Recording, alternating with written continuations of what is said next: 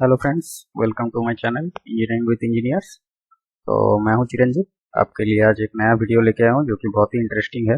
ये जो भी पीएलसी से काम करते हैं, जो बिगिनर्स हैं, उनके लिए बहुत ही हेल्पफुल होगा। तो आज हम दिखाने वाले हैं कैसे दो पीएलसी को आप कम्युनिकेट करेंगे। तो हम यहाँ पे एक प्रोग्राम बना लेते हैं।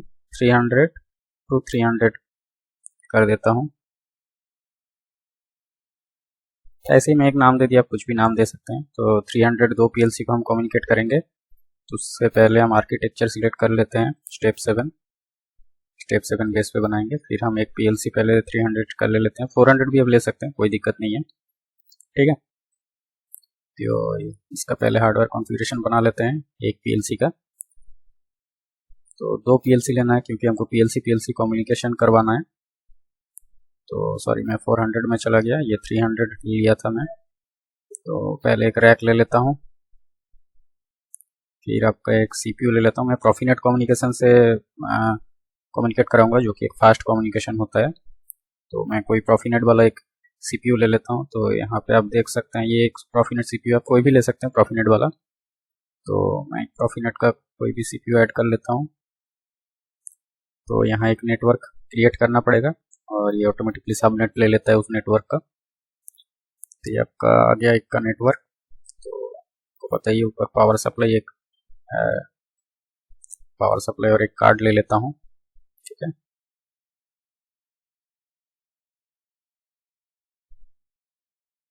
और आपका एक कोई भी एक ऐसा मॉड्यूल से DIDO कार्ड एक ले लेता हूँ इस कॉन्फ़िगरेशन को कंप्लीट करने के लिए। ठीक है, तो और एक मुझे एक काम करना है, इसमें एक टाइमर को भी, क्लॉक टाइमर को मैं डिफाइन कर देता हूँ, जो मेमोरी बिट 0 रहेगा। ठीक है, फिर मैं सेव एंड कंपाइल कर देता हूँ। और फिर हम जाएंगे नेक्स्ट, एक पीएलसी ऐड करेंगे। तो फिर दो पीएलसी के साथ कम्युनिकेट का, आप चाहे तो सेम सिस्टम आप दो की जगह 3-4 भी ले सकते हैं।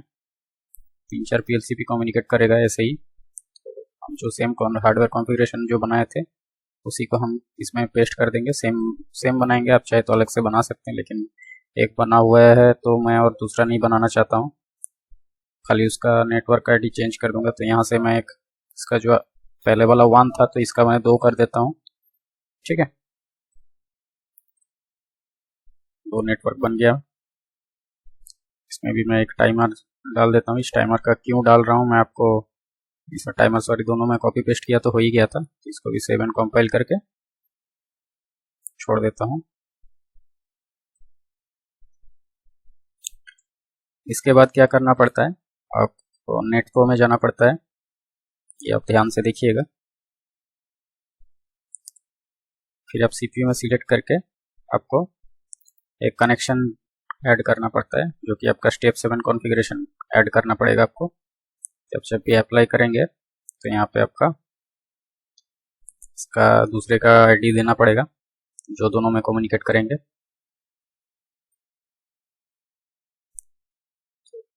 कर दिया,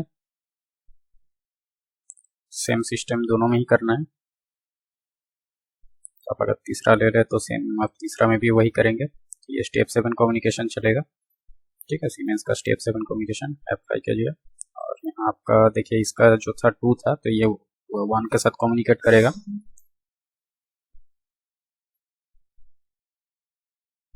तो अगर ये नेटवर्क आपको समझ में आया तो एक बार मेरा जो वीडियो है नेटवर्किंग के ऊपर TCP/IP मॉडल, उसको आप देख लीजिए। तो उसमें आपको पता चलेगा कि ये आपका जो 3 होता है, जो 3 कॉमन है, this is called network IP। और लास्ट वाला जो है वो होस्ट के लिए होता है। तो हम होस्ट को चेंज करते जाते हैं। तो ये 3 सेम है। तो ये क्लास C का एक IP है। ठीक है, तो मैं IP का अगर कभी वीडियो बनाऊंगा तो इसको बताऊंगा आपको ये कैसे कम्युनिकेशन कर रहा है। तो चलिए, मेरा ये सेव हो गया, तो सेव एंड कंपाइल कर देता हूँ। No error. ताकि हमको प्रोग्राम में भी बनाना है, तो आ जाते हैं प्रोग्राम में। तो OP1 में ही हम बना रहे हैं। आप चाहे तो चार्ट में भी ये सेम चीज़ को बना सकते हैं, FC के अंदर बना के भी कॉल कर सकते हैं। यहाँ पे मैं पहले लैडर में दिखाऊंगा, आप चाहे तो STL में कर सकते हैं, कोई ज़्यादा प्रॉब्लम नहीं है उसमें। स्टैंडर्ड में जाके आप कम्युनिकेशन में जाएंगे। ठीक है, तो हमको एक गेट मतलब आपको डेटा रिसीव करना है एक, और एक दूसरा नेटवर्क ले लेता हूँ जो कि आपका पुट। पुट में क्या करता है, वो डेटा सेंड करेगा सेकेंड पीएलसी को। तो यहाँ मैं 2 डीबी एड्रेस ले लेता हूँ क्योंकि ये एफबी है तो ये खुद का एक मेमोरी एड्रेस इसको चाहिए होगा, इसका मैं db2 दे देता हूँ। ठीक है, तो यहाँ पे आपका रिक्वायर्ड देखिए रिक्वेस्ट कब करेगा, तो इसमें मैं एक 0.5 या जो भी दे सकते हैं, तो मैं 1 सेकंड का एक टाइमर दे दिया। ठीक है, इसको आप चाहे तो सिंबल टेबल में डिफाइन कर दीजिए।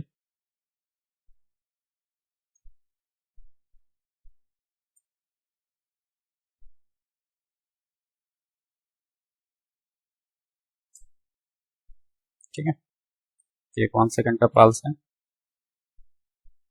तो सेम इसमें भी हम 1 सेकंड के बाद सीपीयू स्कैन करेगा तो डेटा रिसीव करेगा दूसरे से। फिर मुझे डालना है आईपी। आईपी के लिए आप जाएंगे कनेक्शंस में, इस कनेक्शन को जो एक नंबर कनेक्शन जो बना हुआ है उसी को आप सिलेक्ट कर दोगे तो ऑटोमेटिक ले लेगा। आप चाहे तो आपका हेक्साडेसिमल में 1 और 2 ऐसे करके भी दे सकते हैं।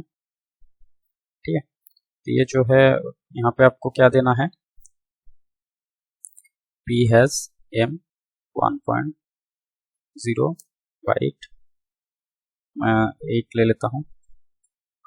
ठीक है, ये आपका क्या होता है, हम इस एड्रेस, ये जो है आपका जो 14 है, आप देख सकते हैं 14 जो है पुट है, मतलब डेटा पुट करेगा। ये कहाँ से पुट करेगा, जो इस सीपीयू का मेमोरी बाइट 0 है 1.0 है, वहाँ से टोटल 8 बाइट जो है वो आपका रिसीव करेगा दूसरा पीएलसी से, क्योंकि ये गेट है, 14 है मतलब गेट है, तो ये इस एड्रेस में रिसीव करेगा। और वो लेगा किस एड्रेस से, वो दूसरे वाला पीएलसी का मैं दे देता हूँ सेम एड्रेस से वो रिसीव करेगा। दूसरा पीएलसी का जो इसी एड्रेस से जो डेटा भेजेगा वो हम इसी सेम एड्रेस पे ही रिसीव करेंगे। ठीक है, तो आप चाहे तो आप चेंज भी कर सकते हैं एड्रेस। ठीक है, इसको कॉपी करके इधर भी सेम दे देता हूँ। इसमें क्या करना है, पुट करेंगे तो सेम एड्रेस नहीं होगा, आपको बस क्या करना है, इसका जो मेमोरी एड्रेस है यहाँ से आप देख सकते हैं 8 बाइट ले लिया हूँ, तो आप काउंट कर सकते हो 1 से 9 तक। तो 1 से जो 1 2 करके आप अगर काउंट करेंगे टोटल 8 बाइट जो है ये ले चुका है, तो उसके बाद से एड्रेस हमको देना है पुट के लिए। ठीक है, तो पुट के लिए हम लेंगे, बस आपको इस एड्रेस को चेंज कर देना है। क्या मैं 9 से ले लेता हूँ। ठीक है, और हम 9 में ही उस पीएलसी को देंगे, उसका 9 मेमोरी बिट जो रहेगा उस वहाँ से 8 बाइट हम देंगे और रिसीव भी सेम एड्रेस पे करेंगे, तो आपको समझने के लिए इजी होगा, मैं इसलिए सेम बनाया। और अगर ये इस बाइट पे वो सेंड कर रहा है तो रिसीव कौन कैसे करेगा, इसका जो रिसीव बाइट होगा उसके लिए वो सेंड बाइट होगा। ठीक है, मतलब अगर 9 से ये आपका उसको सेंड कर रहा है तो 9 से उसका क्या होगा, रिसीव होगा। फिर हम उसका रिसीव में इसको डालेंगे, जो आपका गेट डेटा होगा वहाँ पे आपका इसका ये आ जाएगा नेक्स्ट पीएलसी में। तो हम आ जाते हैं सेम में।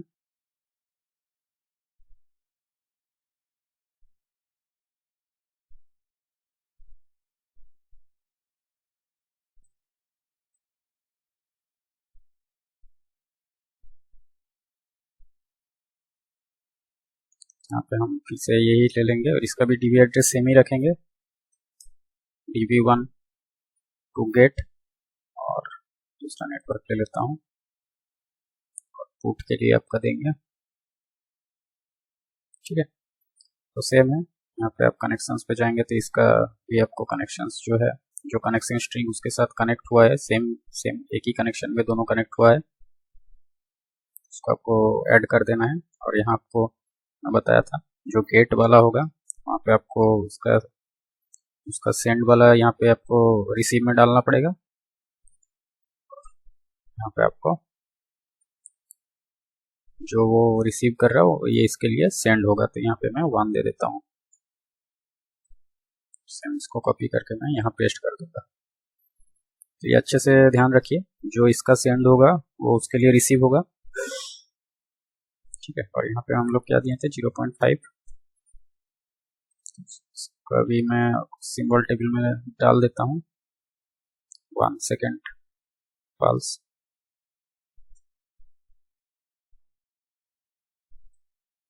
ठीक है, तो मेरा भी कॉन्फ़िगरेशन कंप्लीट हो गया। तो यहाँ पे आप चाहे तो लिख भी सकते हैं, ये आपका जो 14 नंबर है ये आपका रिसीव है, रिसीव ब्लॉक फ्रॉम CPU1। ठीक है, आप यहाँ पे देख सकते हैं ये 1 नंबर CPU है, ये 2 नंबर CPU है, तो CPU1 कर दिया। और सेम चीज़ जो है इसका आ जाएगा, ये रिसीव है तो ये सेंड होगा। ठीक है, सेव कर दिया।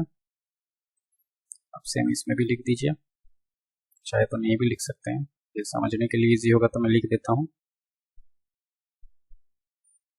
ये जो है रिसीव होगा फ्रॉम CPU2, ये जो है सेंड होगा CPU2।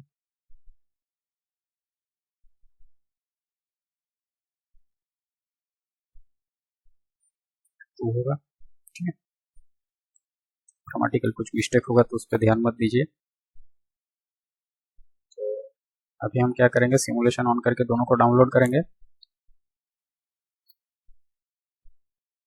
तो आपको ध्यान होगा, एक CPU1 से जो रिसीव करेगा वो पहला मेमोरी 1 है। यहाँ पे हम जो है इसको चेंज करके मेमोरी ले लेते हैं, और यह एक 1 ले लेंगे, और एक फिर हम इस सिमुलेशन पे पहले एक PLC को डाउनलोड कर लेते हैं, रन में डाल देते हैं। तो प्रॉफीनेट में है और TCP/IP मेरा है, अगर कम्युनिकेशन है तो डाउनलोड हो जाएगा। देखिए डाउनलोड हो गया, ये एक PLC मेरा रेडी हो गया। अभी आपको न्यू PLC में लेना है, सिमुलेशन न्यू PLC ले लिया मैं।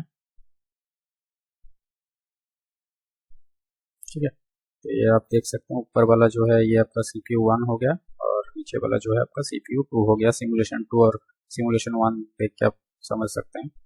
तो आपको इसको मैं इस PLC को डाउनलोड करूँगा नेक्स्ट वाले में।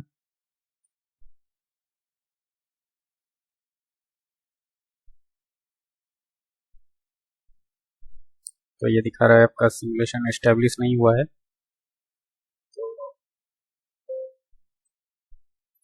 फिर से ट्राई करते हैं, क्योंकि हो सकता है कुछ सिमुलेशन का गड़बड़ नेटवर्क का कर रहा था।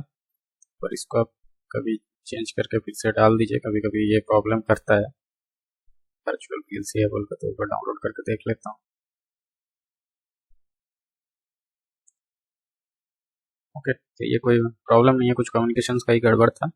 तो कभी आपका अगर एरर आ रहा है तो कभी कभी आपका ये जो नेटवर्क आप बना रहे हैं प्रॉफीनेट वाला, आप एक बार चेक कर लीजिएगा, कोई नेटवर्क में गड़बड़ी हो सकता है। लेकिन जब आपका कंपाइल में कोई एरर नहीं दिया तो नॉर्मली एरर नहीं होना चाहिए। ठीक है, तो अगर आपका कभी गड़बड़ आता है कम्युनिकेशन का फिजिकली, तो आप इसमें चेक कर लीजिए कि ये आपका जो एक्टिव कम्युनिकेशन है कि नहीं यहाँ पे। ठीक है, तो आप देख सकते हैं मैं दूसरा को भी डाउनलोड कर दिया शायद, तो फिर से एक बार कर देता हूँ। अभी मेरा दोनों CPU डाउनलोड हो गया। तो अभी अब पहले मैं ब्लॉक खोल कर आपको दिखा देता हूँ कि हम लोग कैसे बनाए थे। तो CPU1 का जो है ये गेट रिसीव करेगा CPU2 से मेमोरी 1 में। तो हम पहले इसका मेमोरी बिट खोल लेते हैं, तो मेमोरी 1 ले लेता हूँ। ठीक है, 0 ब्लिंक कर रहा था क्योंकि उसमें मैं टाइमर सेट करके रखा था। तो यहाँ पे क्या है, हमको मेमोरी 1 में जो CPU2 में जो डेटा दूंगा मेरा वहाँ भी वही आएगा। तो यहाँ पे मैं एक डेसिमल वैल्यू या कुछ ले लेता हूँ बाइनरी में। बाइनरी में तो आप कुछ भी एक डेटा ले सकते हैं, 7 फॉरवर्ड में, कैरेक्टर में, बाइनरी में या बिट्स में, कुछ भी ले सकते हैं। ठीक है, तो एक डेसिमल वैल्यू ही लेके आपको दिखा देता हूँ। तो यहाँ भी मैं एक डेसिमल सिलेक्ट करता हूँ। तो मैं मेमोरी 1 में जो CPU2 मतलब आप सिमुलेशन 2 में जो भी डेटा दूंगा वो आपका सिमुलेशन 1 में दिखाएगा। तो देखिए सिमुलेशन 1 में 10 दे रहा हूँ, तो आपका जो CPU1 में भी आपका 10 ही आएगा। यहाँ से देखिए मैं 200 करूँगा तो ऊपर में भी 200 जाएगा। तो इस मेमोरी बिट जो है दोनों में कम्युनिकेशन करेगा। तो इसका कोई आपको सोचिए कोई DI एड्रेस भेजना है तो इस मेमोरी में आप राइट कर दीजिए, वो मेमोरी बिट जो है दूसरा CPU को आपको सेंड कर देगा, फिर वहाँ से आपको उसको लेकर प्रोग्राम में यूज़ कर सकते हैं। Application wise. ठीक है, तो हम नेक्स्ट चीज़ देख लेंगे जो है हम लोग 9 से दिए थे रिसीव के लिए। ठीक है, तो 9 को राइट कौन कर रहा है, CPU1। 9 से CPU1 राइट करेगा और हमको रिसीव करेगा CPU2। तो यहाँ से हम अभी देख लेते हैं इसका कम्युनिकेशन कर रहे कि नहीं। 10 दिए, देखिए यहाँ पे 10 आ गया। ठीक है, यहाँ पे देखिए मैं 100 दूंगा, यहाँ देखिए आपका 100 राइट हो जाएगा। ठीक है, अब कुछ भी दे दीजिए, ये इंटीजर वैल्यू के बाहर आ जा रहा है, तो ठीक है मैं 50 दे देता हूँ। 50 अगर दे रहा हूँ तो देखिए नीचे भी 50 आ जा रहा है। तो इस तरीके से आप देख सकते हैं आपका जो CPU है ये स्कैन करते रहेगा। ये जो आप जितना कम मिली सेकंड देंगे, ये मैं आपको 1 सेकंड का पल्स दिया था, आप चाहे तो इसको 0.5 सेकंड भी दे सकते हैं। तो ये आप तो OB1 में अगर कॉल करते हैं तो 0.5 मिली सेकंड्स तक ये स्कैन करने का कैपेसिटी रखता है। ठीक है, तो उससे ज़्यादा नहीं होगा। तो 0.5 मिली सेकंड, 0.5 सेकंड्स, 0.5 सेकंड मतलब ये काफ़ी कम ही होता है। ठीक है, आप कोई भी टाइमर पल्स को यूज़ कर सकते हैं, लेकिन आप 1 सेकंड यूज़ कीजिए। तो इसी तरीके से आप PLC टू PLC कम्युनिकेशन कर सकते हैं। ये इंडस्ट्री में बहुत ज़्यादा यूज़ है, और ये सिर्फ 300 और 400 के लिए नहीं है, आप 1500 1200 में भी सेम प्रोग्राम ऐसे बना सकते हैं थ्रू TIA पोर्टल। तो थैंक्स फॉर वॉचिंग। हो सकता है मैं कुछ अच्छा वीडियो आज आप लोग को दिखाया। तो अच्छा लगे तो काइंडली वीडियो को शेयर एंड सब्सक्राइब कर दीजिएगा, ताकि बाकी सबको भी इससे मदद मिले और हमें भी मोटिवेशन मिले इस तरीके का नया नया वीडियो आप लोग के सामने लाने के लिए। Thank you, have a good day.